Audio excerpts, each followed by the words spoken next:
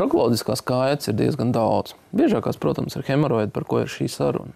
Taču ir arī daudz citas un bīstamākas kaitas, ieskaitot onkoloģiskas slimības, ieskaitot ļoti nopietnas iekaisums, strutains iekaisums, Krona slimību, čūlaino kolītu un citas. Sākuma stadijās visām kaitēm šī simptomātika ir stipri vien līdzīga. Tātad ieteikums ir ļoti vienkāršs. Ja kaut kas nav kārtībā ar taisno zarnu, ir jūtīgums, nieze, sāpes, vēl jau vairāk asins, veidojumi, aizcietējumi, kaut kas cits. Tātad, ja kaut kas nav kārtībā, jānāk pie speciālista. Pacients ierodoties pie mums uz konsultāciju, protams, pirms notiks saruna. Mēs esam maksimāli daudz izdarījuši tā, lai šī vizīte būtu diskrēta.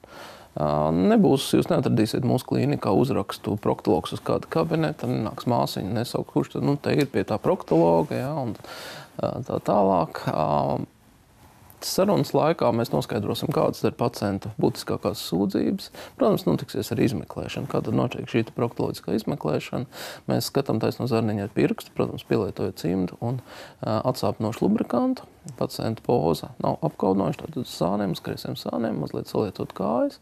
Un pamatā proktologa galvenais instruments ir tā sauktais proktoskops. Tā ir plastikāta caurulīte, speciāla pludlīnijas forma, kas tiek ievadīta taisnā zarniņā apmēram 7 cm dziļumā un apskatīta šī taisnā zarniņa. Procedūra ir nesāpīga. Ja pirms tam mēs uzzinām, ka pacientam ir attiecīgā vieta sāpīga, mēs veicam anestēziju. Ja ārstēšanas plānā būtu kāda ambulatora procedūra, visbiežākā tā ir hemoroida gadījumā tā sauktā HELP lāzera procedūra. Tātad procedūras būtība ir hemoroida asinsvadu piededzināšana, to var izdarīt vietējā anestēzijā.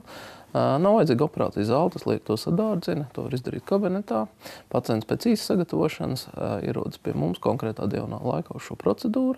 Aizņem apmēram 7 līdz 10 minūtes, pēc tam pacients ģērbjās, mēs izrunājamies, pacients brauc mājās. Nākošā dienā iet uz darbu. Tas ir par šo te mazinvazīvāko procedūru. Otra jau ir lāzera operācija, tā sauktā LHP. Lielāka stadija gadījumos ar šo te asinsvadu piededzināšanu bieži vien nepietiek vai kaut ko vairāk. Un šī gadījumā mēs ar tādu lāzera adatiņu piededzinām pašus hemoroida audus. Lai to darītu, ir nepieciešama piemidzināšana vai spināla anestēzija. Līdz ar to mūsu ārstēšanā iesaistās anesteziologs. Mēs esam lepni par mūsu anesteziologu brigādu. Anestēzijas kvalitāte ir tiešām ekscelenta. Pacients dienas stacionārā pavadīja īsu laiku, jo tādu komplikāciju, agrīnu komplikāciju, kur dēļ būtu pacients jātur ilgāk, uz mūsu materiālu mēs neesam novērojuši.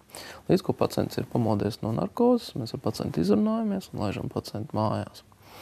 Tā būtu īsumā, kā tad būtu šī otrā operācija. Protams, uz narkozi ir vajadzīgs plašāks analīžu klāsts un mazliet nopietnāka sagatavošanās, taču arī salīdzinoši tas nav grūti.